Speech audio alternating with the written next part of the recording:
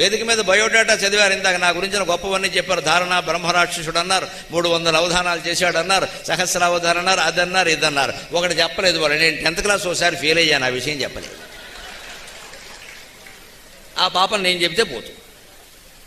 ఇంత మేధావిగా 300 అవధానాలు, 10 శతావధానాలు, 1 సహస్రావధానం, 1000 పద్యాలు ఏకదాటి ధారణ చేసి 18 పుస్తకాలు రాసి ఇంత చేసి మీరంతా గౌరవించి ఇంతమంది ఏ మనిషి కోసం వచ్చారో ఆ మనిషి 10వ తరగతి ఒకసారి తప్పాడు. దయచేసి నమ్మండి, ఇది పరమ సత్యం.